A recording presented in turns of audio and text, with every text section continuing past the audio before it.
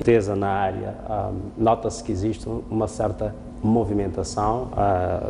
Todos sabem que esta área, neste momento, com esses preços baixos, ela está num grau muito alto de incerteza. Então, é de facto salutar que se note que, mesmo assim, estão a surgir alguns sinais de que algo está a andar. Agora, há pontos que eu acho que aqui ainda são críticos.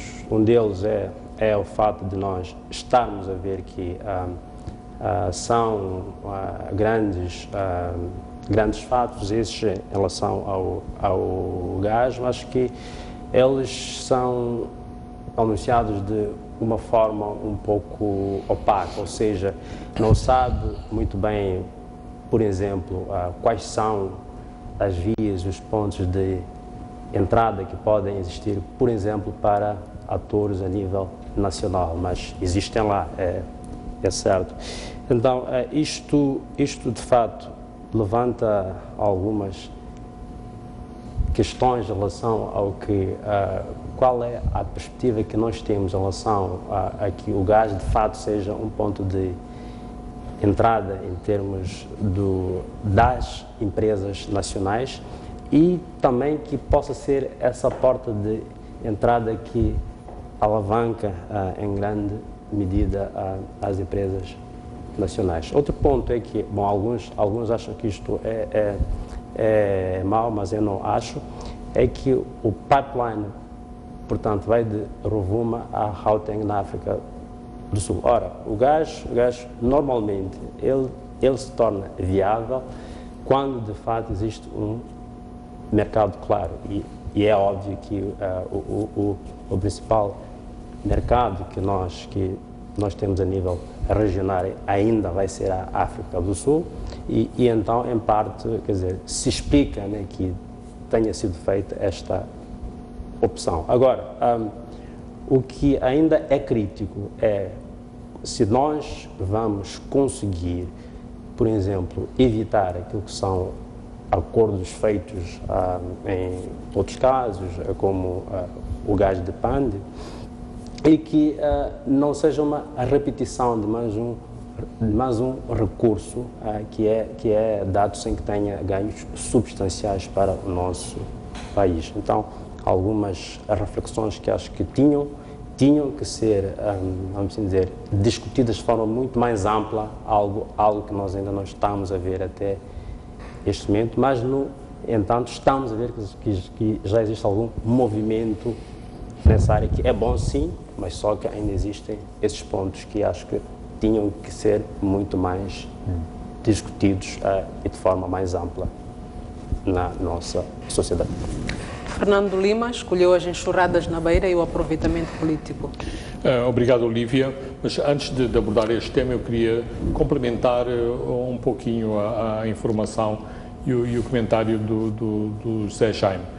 Em primeiro lugar, dizer que isto é um memorando de entendimento não vinculativo. De qualquer forma, este ponto da transparência é muito importante para este gasoduto e para outros gasodutos. Aliás, já vamos no segundo gasoduto do Rovuma. Temos este, que é o chamado gasoduto Renascença Africana, e antes tivemos o gasoduto Norte-Sul Gasnoso. Ou seja, eu acho que, apesar das reservas tão grandes que existem no Rovuma, não há tantos pipelines para consumir e transportar este gás. Portanto, no fim do dia, aquilo que vai acontecer é que os dois projetos, ou um terceiro que venha a existir, se fundirão, como aliás se passa em relação aos próprios corredores ferroviários. A outra questão que me parece importante é que o gás a explorar por este gasoduto não corresponde ao gás que foi negociado por lei entre as empresas exploradoras e o governo moçambicano. Portanto, está ao lado, portanto, faz parte do gás comercial a explorar pela Anadarko e, portanto, digamos que é uma oferta de matéria-prima que está aberta a todos os concorrentes. E, claro, que existe a possibilidade do mesmo gás ser vendido em Moçambique, mas como todos sabemos, e por isso mesmo a Kampandankua não vai à frente, é preciso que exista um off-taker, ou seja, que exista um cliente de peso que compre o gás, e só assim é que estes projetos se tornam viáveis. Indo para a Beira, esta semana juntou-se mais uma vez aquela conjunção de fatores terrível que dá sempre desastres na cidade da Beira, ou seja, houve chuvas muito intensas e num curto espaço de tempo, e estava a maré cheia, uma maré anormalmente alta. Resultado, as comportas que dão acesso ao mar não puderam ser abertas quando a maré estava alta, e, portanto, os bairros ficaram alagadas. Em primeiro lugar, há outro pormenor que é preciso realçar, e este cai diretamente sobre a alçada do Conselho Municipal. Não é possível dizer que os munícipes não têm boa educação e, portanto, deitam todo o tipo de lixo para as valas, e depois, claro, que os vazadores ficam obstruídos. É verdade, mas, e não obstante também ser verdade que a população se comporta muito mal, mas no fim do dia, quem tem a responsabilidade pela limpeza das valas e pela limpeza dos vazadouros é o Conselho Municipal. Um último aspecto que também acho que é importante. Eu li com atenção que a senhora Margarida Talapa, quando foi visitar o muro que desabou na piscina olímpica, disse que não se deviam politizar as tragédias humanas. Ora, na Beira morreram crianças afogadas nas valas e crianças que foram vítimas do desabamento de um muro, por sinal, um muro também sem licença, construído de forma ilegal.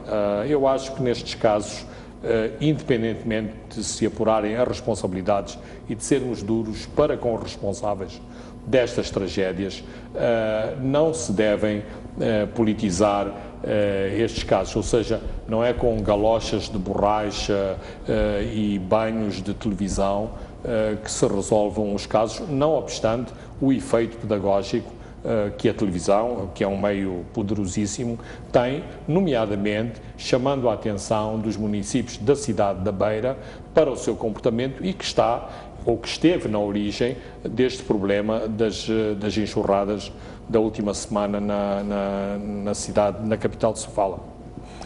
Jaime Langa, esta semana foi marcada por uma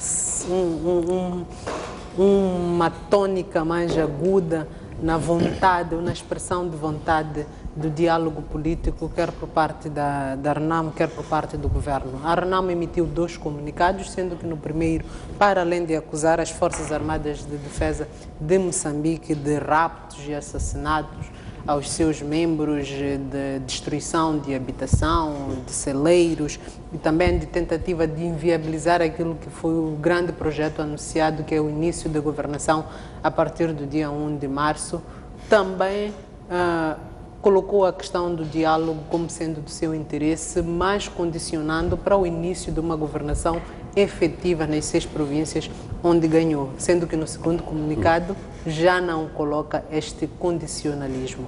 O que é que lhe parece? O que é que lhe sugere esta forma de expressar da RENAM? Ok, obrigado. Primeiro eu queria mandar um grande abraço ao meu amigo Jaime Langa, que eu lhe chamo de pai. A gente brinca sempre. Sou Jaime Aquana ou Jaime Langa, estou a brincar consigo.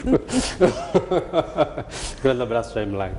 Então, mas indo para o ponto, dizer que, bom, eu acho que nós estamos a entrar numa fase que é uma mistura de maus sinais, por um lado, mas só que, por outro lado, nós estamos também a ter alguns sinais animadores. Onde é que estão os bons, vamos assim dizer, os bons elementos? Estão no fato de nós termos tido, esta semana, um comunicado do chefe de Estado, de forma mais explícita a expressar um convite ao líder da RNAM, já com um processo um pouco mais estruturado, ou seja, já existe um grupo, já existem nomes. E com caráter de urgência. Com caráter de urgência, portanto, e aguarda-se neste momento que a RNAM indique os tais elementos que vão preparar o encontro dos dois líderes, portanto, do chefe de Estado, líder da RNAM. Isso já é bom. Agora, o ponto é que, por mais que tenha havido esta deterioração da crise, um ponto que sempre esteve à mesa é que todos estão abertos ao diálogo. Mas o que preocupa neste momento é como é que se vai combinar, supostamente, esta vontade que ambos parecem ter em relação ao diálogo, mas ao mesmo tempo com uma radicalização do próprio conflito. Digo em que sentido? É que quando nós vemos que os confrontos militares ainda existem, quando nós vemos uma certa narrativa em relação a isto tudo que torna as coisas cada vez mais confusas, ou seja, quando se ataca autocarros e depois diz que não, ataca-se porque esses autocarros estavam com tropas, mas depois não se prova. E depois, quando existem mortes, por exemplo, alguém em um sítio é morto e depois alguns ligam isso como sendo alguma reação, algum ataque da RNAM. Então, quer dizer, nós estamos a começar a ter uma radicalização que é totalmente incompatível com esses sinais de que supostamente já estamos a criar um espaço consistente para que haja diálogo. E eu questiono se é possível, e de fato, ao nível em que nós estamos agora, em termos de violência, se é possível ainda conseguirmos manter este clima para que, de fato, as duas partes sentem-se e tenham um diálogo profícuo e que possa produzir resultados. Ou seja, em suma, acho que por mais que haja estes sinais todos de que pode haver diálogo, que eu acho que são fortes, eu acho que esses sinais já era tempo de começarem a ser acompanhados de uma moderação naquilo que ocorre em termos do confronto entre a RNAM e as forças de defesa e segurança. Então acho que falta esta parte e se ela não existir, provavelmente ainda pode fazer com que este encontro, ou seja, adiado, e caso ele ocorra, ainda tem que resolver novas situações que com a radicalização desta crise vão portanto, surgindo e depois pode não ser tão fácil assim que se tenha um diálogo que de fato produza resultados. Então este é o meu receio em relação a estes vários sinais que nós estamos a ter neste momento. Fernando Lima, qual é o seu entendimento depois destes dois comunicados da RNAM e de seguida podemos chamar de uma resposta do Presidente da República, também manifestando o seu desejo em dialogar com o líder da RNAM e com caráter de urgência até designou 3 quadros para estarem à frente do processo na preparação deste encontro? Eu acho que há aspectos positivos, mas, como disse o Zé Jaime, o pano de fundo é muito negativo. Esta semana, a Assembleia da República esteve em sessão e, para quem eu acompanhei com bastante atenção, e houve acusações violentíssimas de parte a parte. Eu não consegui encontrar em nenhuma das bancadas, nomeadamente da Frelimo e da RNAM, ninguém com um ramo de oliveira ou com uma bandeira branca para se encontrar ali uma saída para a crise.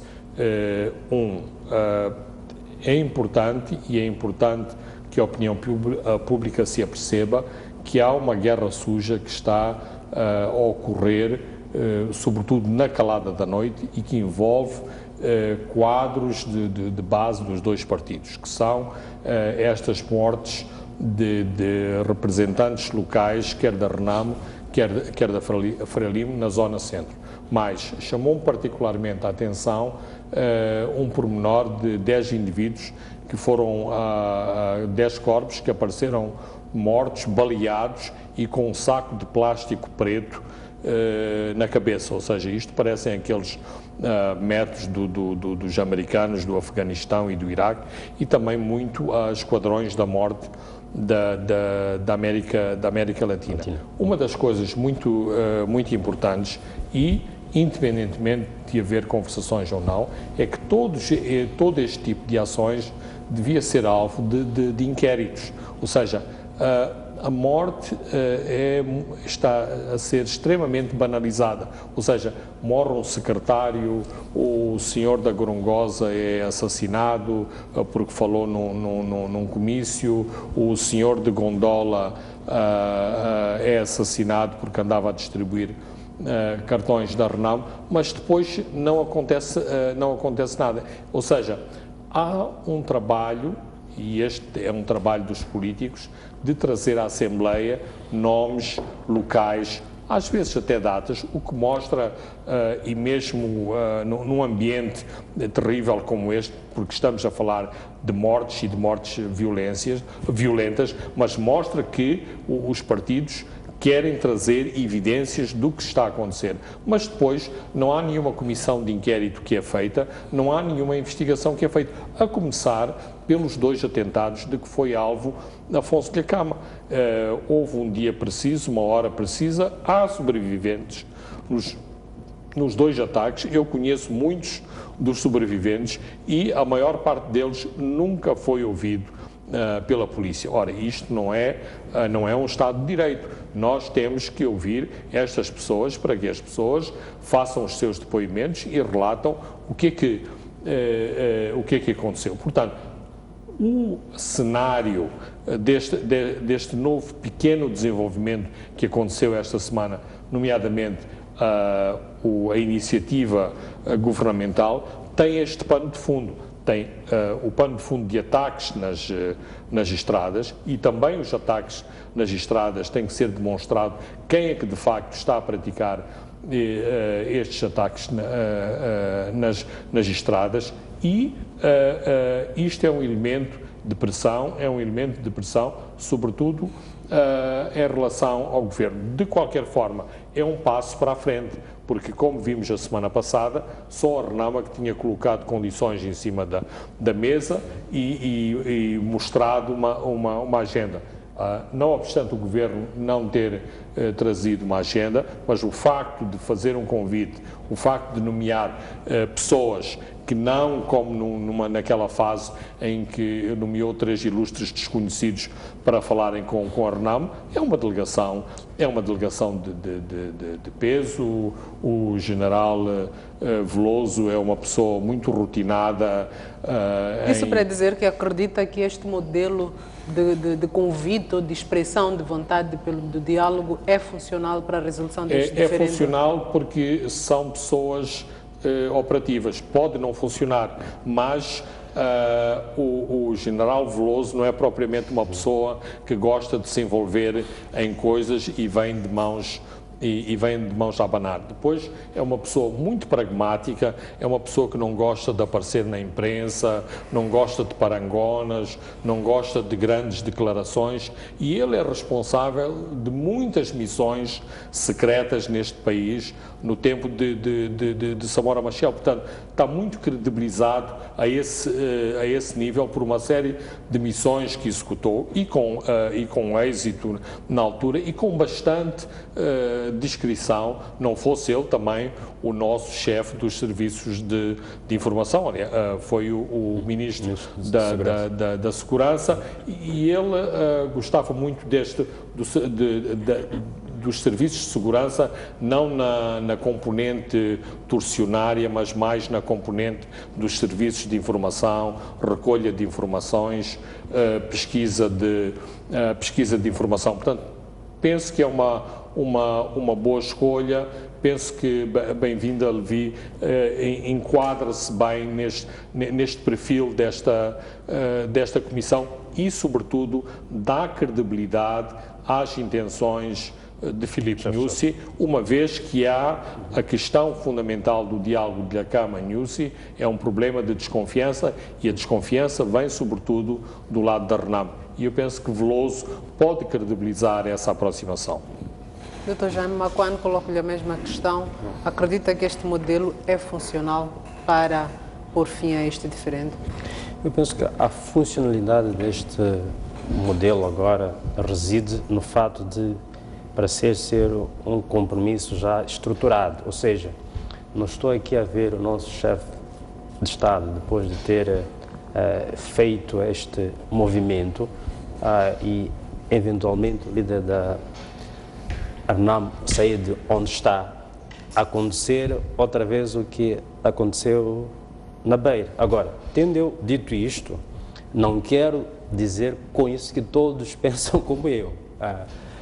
Ainda existe, sem dúvida, uma grande desconfiança, por isso é que acho que, de forma complementar a este passo que o nosso chefe de Estado já deu, é justamente criar garantias inequívocas de que aquilo que aconteceu na Beira não vai acontecer outra vez, porque, se bem se lembram, era também para que houvesse um encontro entre o chefe de Estado e o líder da RENAM, e depois houve aquilo que nós todos estamos bem aqui a par. Então, em suma, o modelo acho que é bom sim, e tem mais base, aliás, o Lima bem disse, ou seja, temos um grupo que dá uma certa solidez, mas não vai fazer só por si, este passo que foi dado só por si, não vai resolver o problema da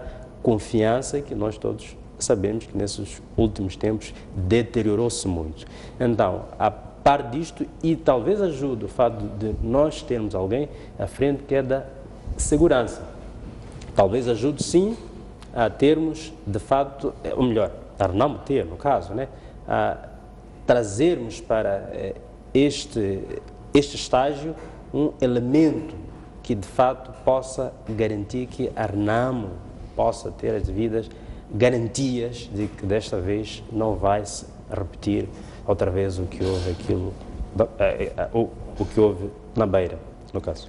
Fernando Lima, outro facto que tem marcado a atualidade é a questão dos moçambicanos no Malawi. Uma equipe de reportagem da STV esteve lá e reportou o drama humanitário em que milhares de pessoas estão a viver. O ministro dos Negócios Estrangeiros esteve esta semana no Parlamento e clarificou aquilo que é a ação do governo em torno deste facto.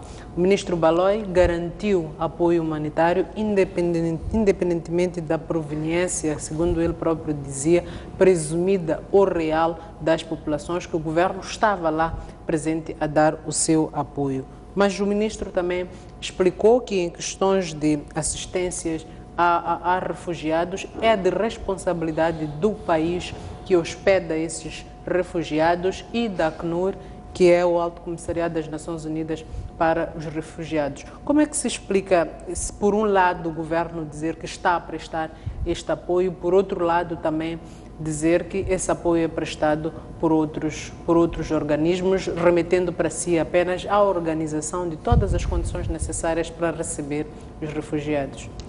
Bem, em primeiro lugar, eu acho que a STV teve um papel importante e crucial.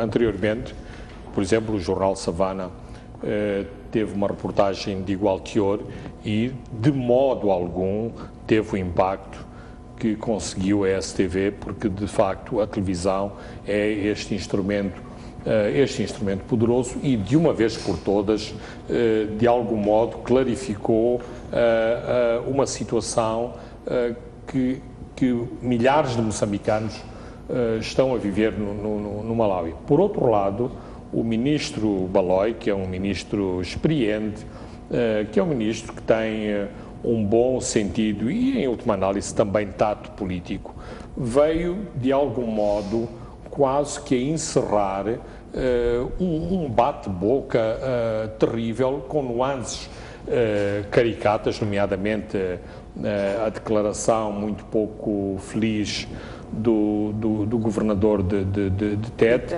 e, de algum modo, colocou corretamente as questões, ou seja, clarificou algumas questões em matéria legal e em matéria de direito internacional, nomeadamente sobre as responsabilidades em relação aos refugiados, em relação aos países e aos vários atores nesse processo, nomeadamente as agências das Nações Unidas, o país de acolhimento, mas, sobretudo, e este é o ponto importante, quando também no Parlamento se esboçava uma grande politização em relação ao assunto, o ministro Baloi emendou a mão, inclusivamente de declarações iniciais também muito infelizes do próprio Presidente da República em relação a este grupo de moçambicanos. E eu cito mais ou menos grosseiramente, independentemente da maneira e da forma como estes moçambicanos chegaram ao Malawi, eles são nossos e têm que ser assistidos. Não podemos estar aqui a discriminar.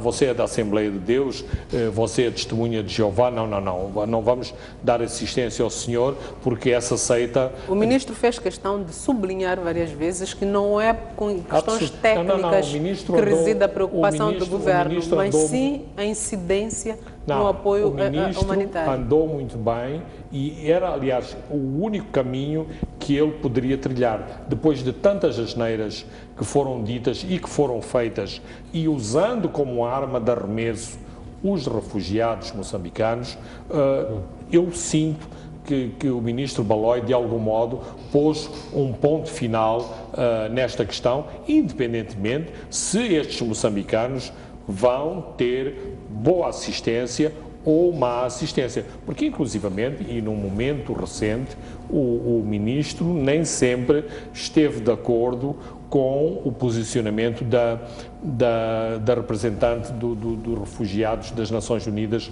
no Malawi, mas eu acho que esteve muito bem o seu esclarecimento e sendo a posição oficial do governo não podia ser melhor e não é possível, não se pode fazer o que aconteceu nas semanas anteriores, ou seja, usar moçambicanos como arma de arremesso político e usá-los para interesses partidários.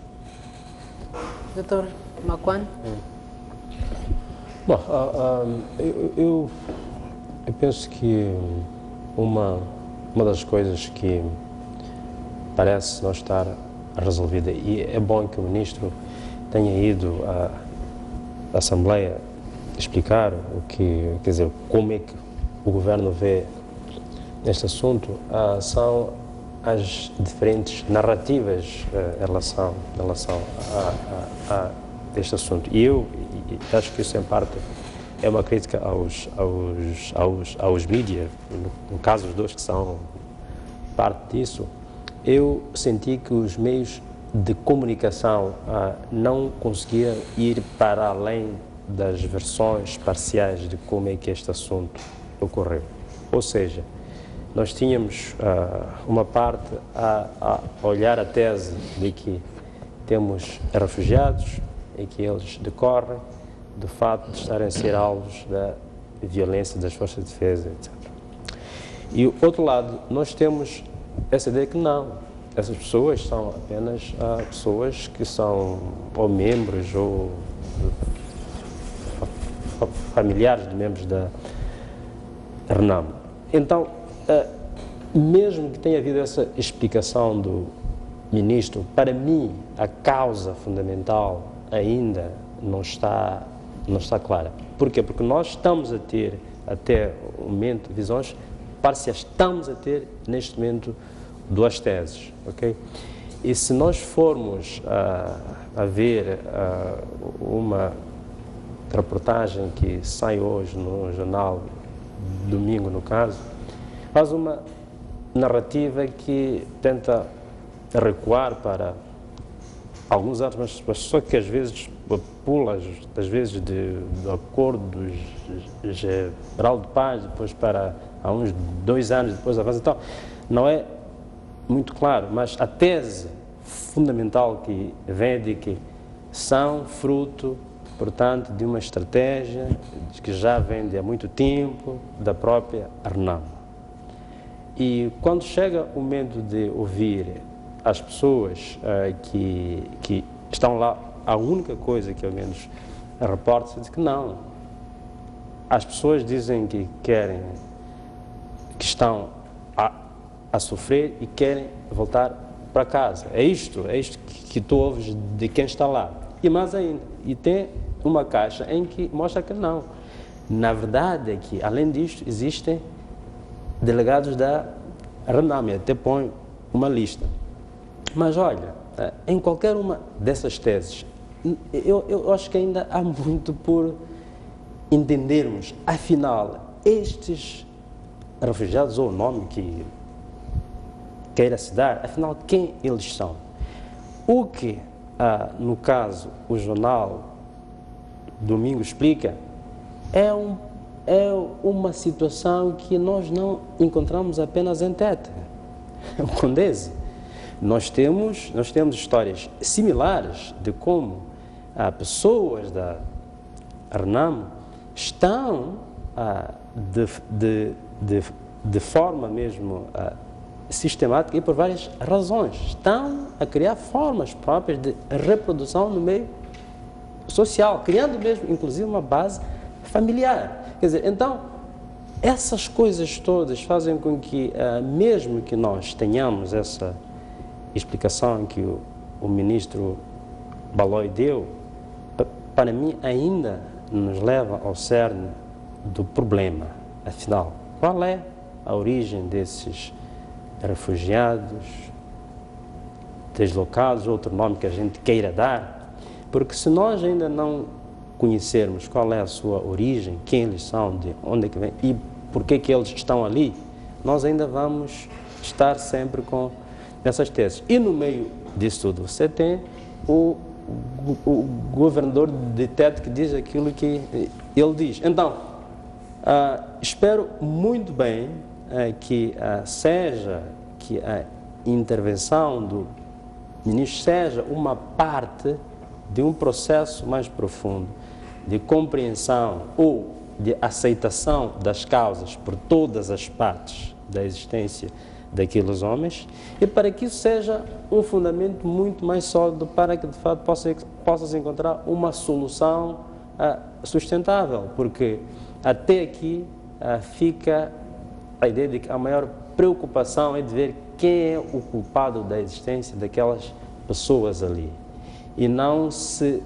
saber por que elas existem e como é que se pode ter uma solução, não só circunstancial, porque eles estão ali, mas claro, quer dizer, a outra de longo prazo já vai para além do que pode ser feito agora e tem a ver com esta crise em que nós estamos de uma forma muito mais ampla.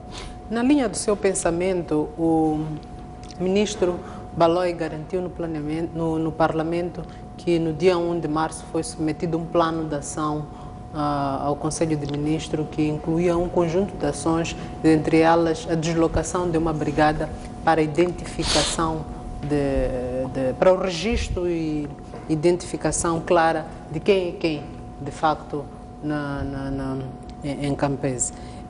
O ministro também disse que houve um conjunto de missões que deslocaram-se para lá de janeiro a esta parte, mas que, entretanto, não existia esta clareza de quantos refugiados existem, de facto, quando teria dito que para se ser refugiado há um conjunto de etapas, há um conjunto de procedimentos até se declarar um indivíduo como sendo refugiado. Como é que se explica, ou como é que entende esta colocação do ministro, que por um lado assegura que várias missões estiveram lá, mas que até hoje não se sabe exatamente quantos de facto são refugiados, e ele disse quase no fim da sua intervenção, que nem fazia muito sentido que existissem mais refugiados que deslocados.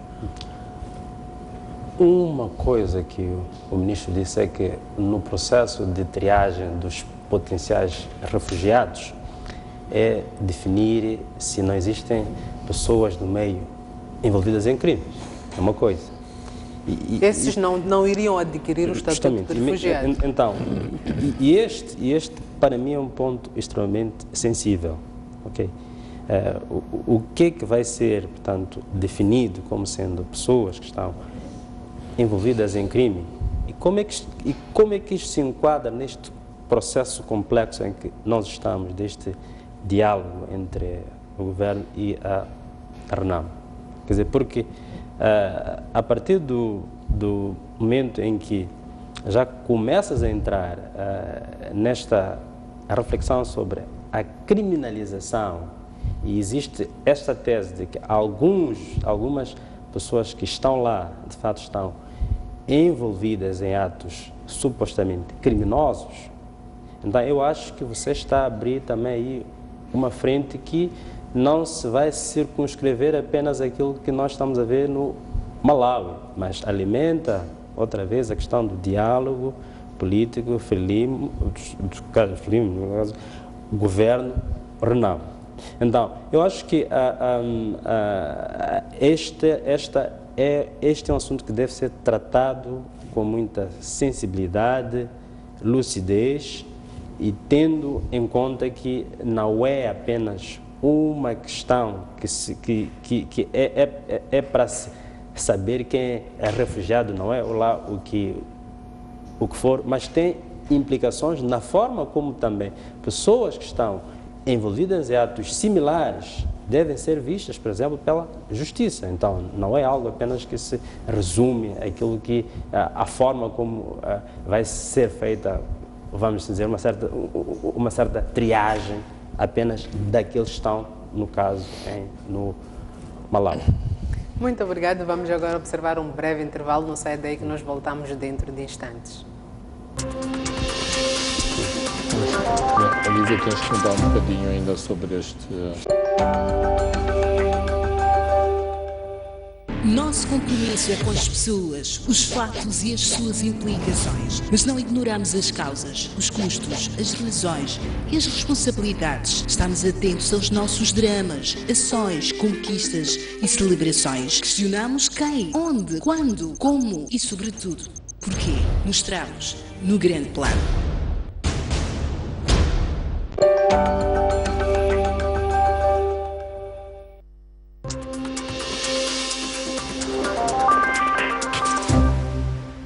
Muito boa noite, bem-vindo à segunda parte de Pontos de Vista.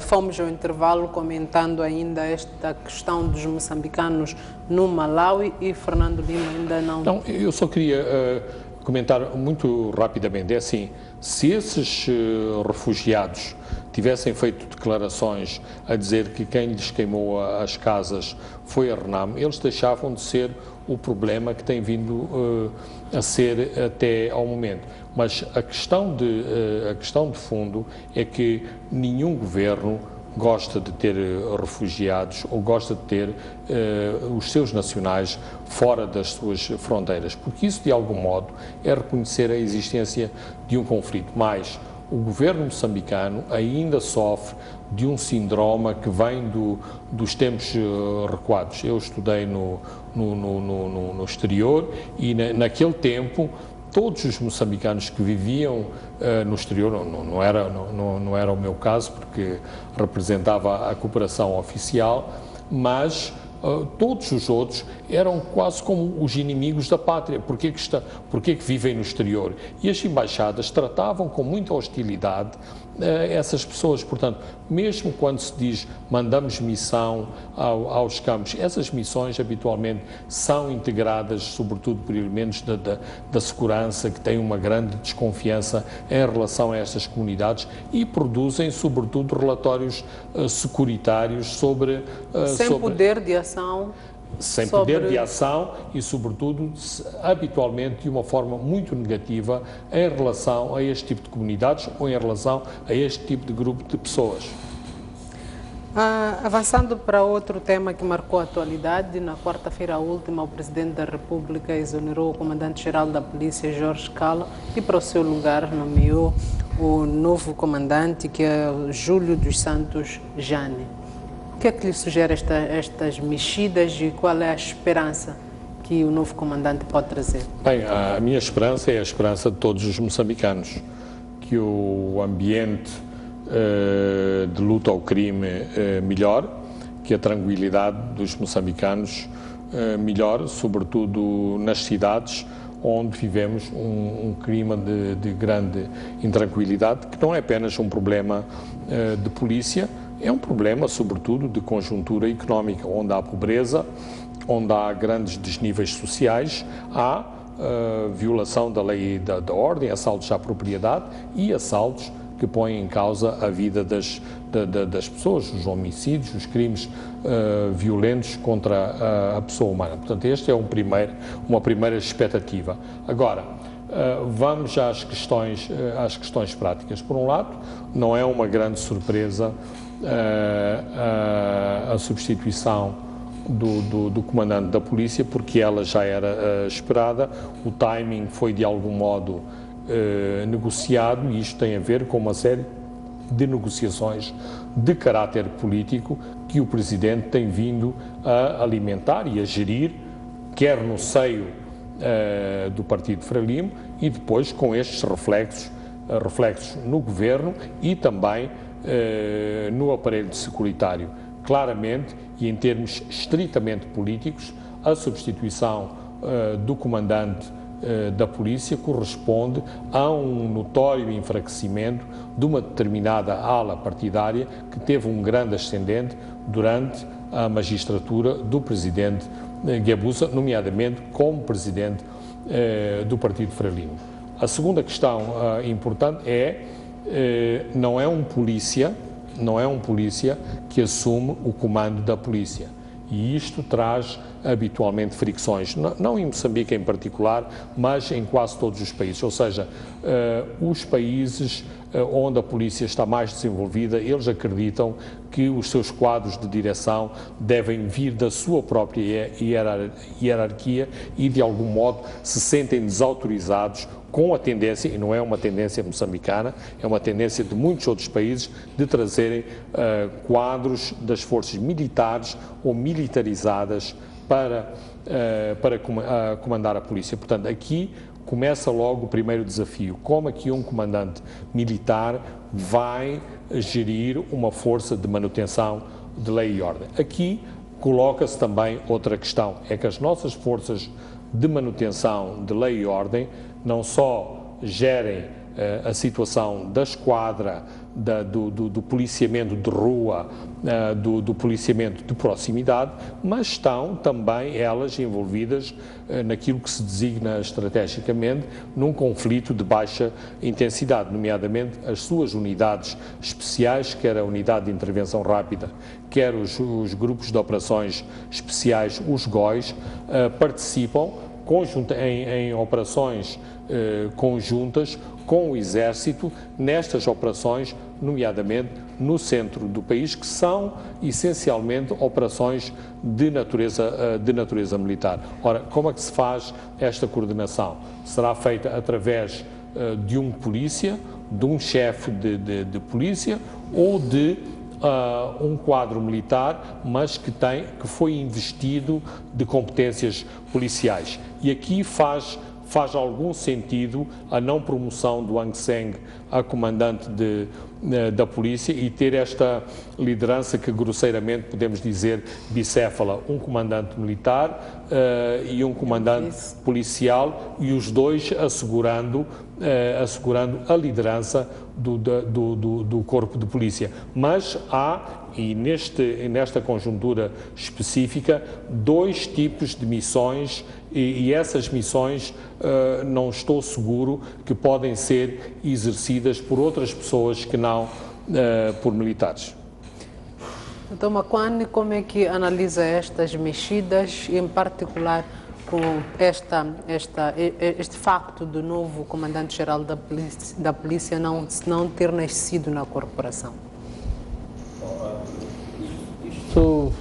se nós estivéssemos a falar de uma corporação em que as coisas acontecem com algum espaço de manobra de quem está no topo, iríamos dizer que alguém que não seja da polícia seria uma forma de sinalizar a possibilidade de serem introduzidas mudanças profundas, se nós estivéssemos aí. Mas, bom, eu ainda creio que sim, pode ser, embora não seja simples. Porquê? Porque se nós formos a recuar a um ano ou um pouco menos, vamos ver que muitos quadros superiores passaram à reserva. Então isto em parte parece estar a sinalizar algum espaço ao menos de que é possível alguma liderança que possa ascender agora, ter algum espaço para mudar as coisas, principalmente tendo em conta que o que vinha sendo apontado como um dos principais obstáculos da mudança era a existência de fortes interesses corporativos, principalmente de alguns dos mais antigos. Então, neste sentido, agora pode-se dizer que sim, há algum espaço. Agora, o que não está claro é se é uma mudança na polícia como corporação, na sua forma de atuar, em termos de ser talvez um pouco mais democrática ou ser funcional a um sistema democrático, ou apenas é uma mudança estritamente sob o ponto de vista de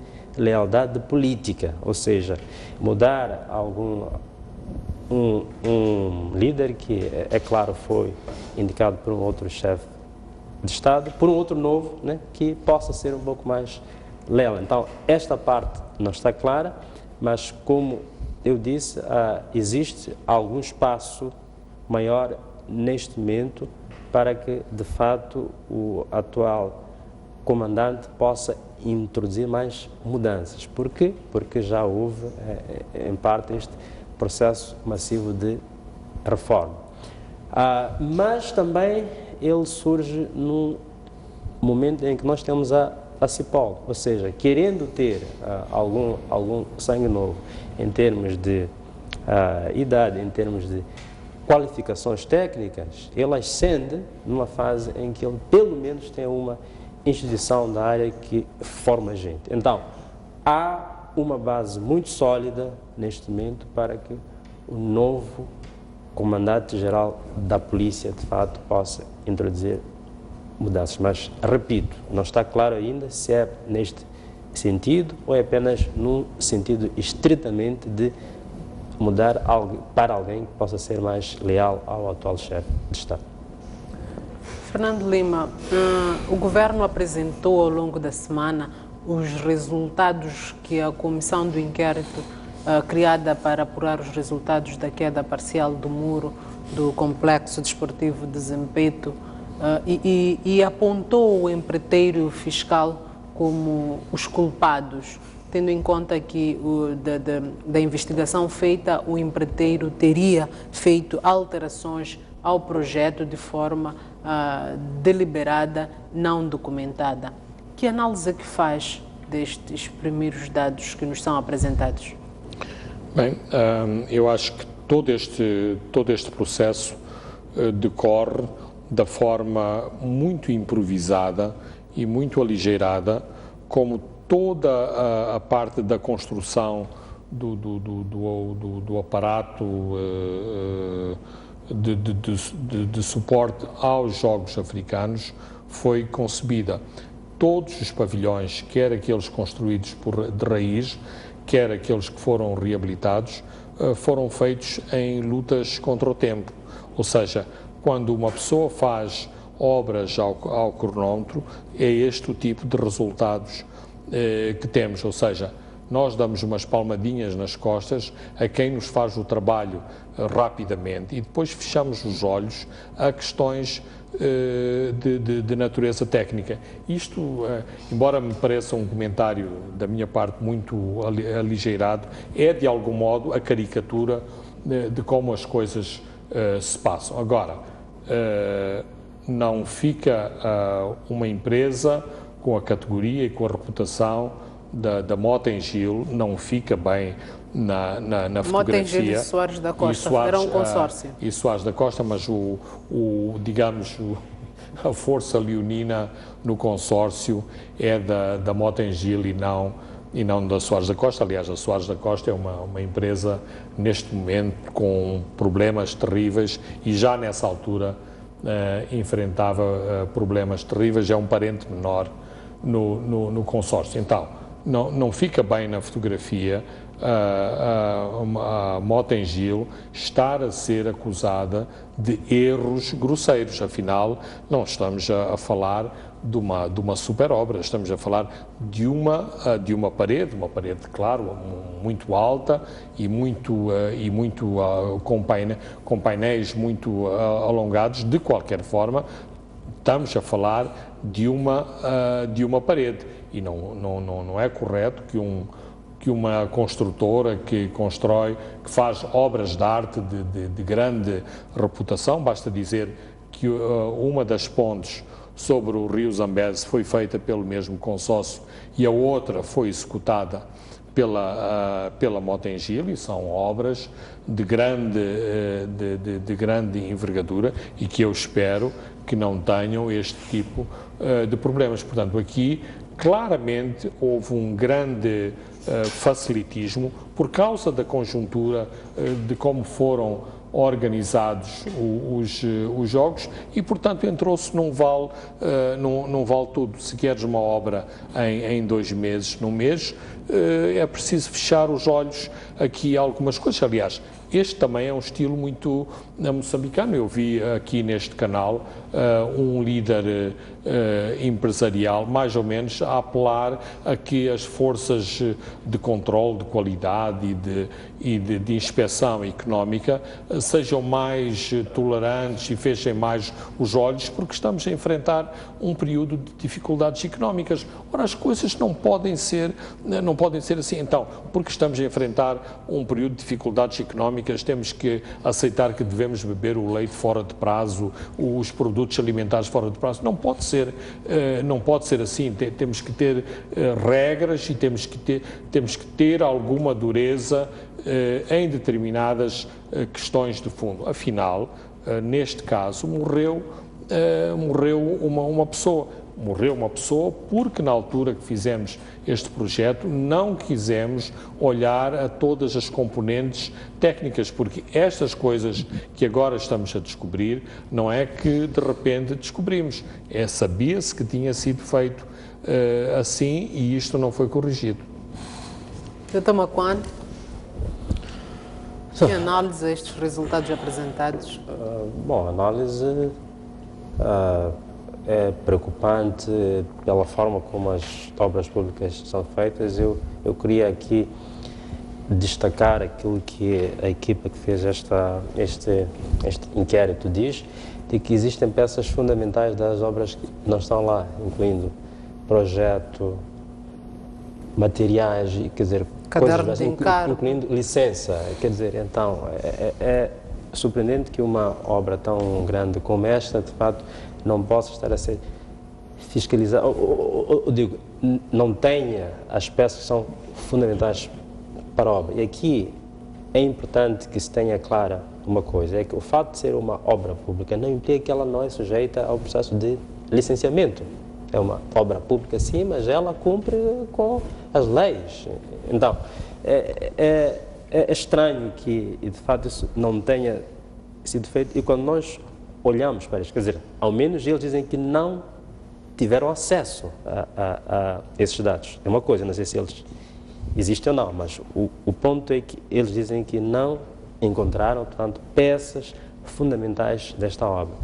E se isso for um fato, implica que, na verdade, a cadeia de responsabilização é muito mais longa. Ou seja, nós temos o Conselho Municipal de Maputo, temos fiscalização, temos o dono da obra, temos empreiteiro, portanto, é uma cadeia muito longa, de irresponsabilidade pública.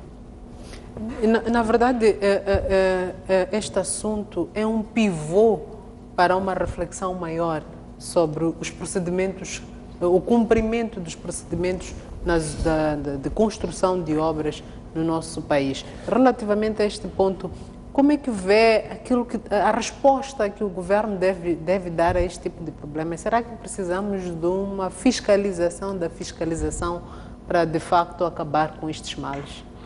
Olha, nós temos aqui dois problemas.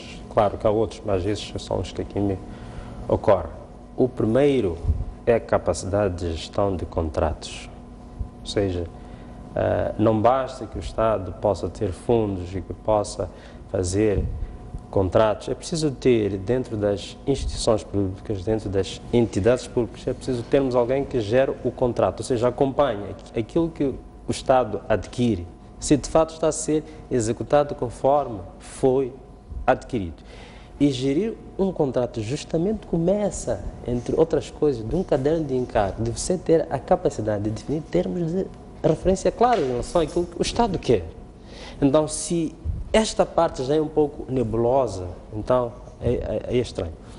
O outro lado, que eu não digo que seja este o caso, porque nós não temos dados em relação a isso, é a forma pouco transparente e, às vezes, a corrupção que existe quando nós lidamos com a questão da contratação pública.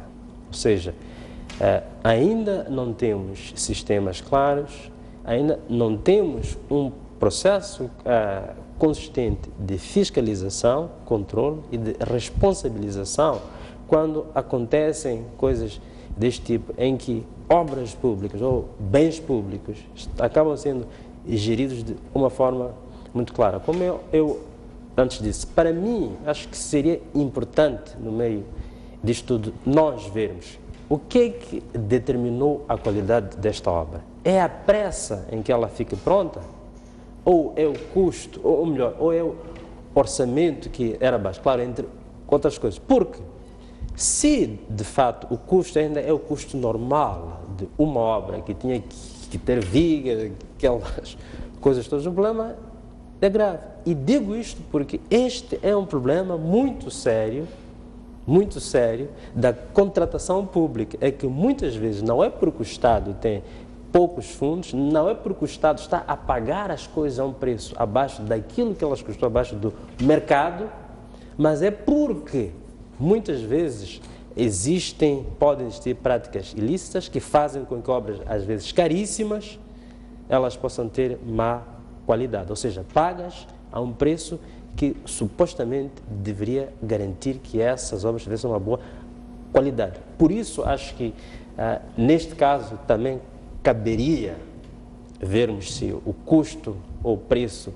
pelo qual essas obras foram pagas, de fato, são para nós termos obras consistentes e, no fim, além de tudo mais, vamos tendo uma obra de baixa qualidade e que, no fim, ainda teve este desfecho trágico.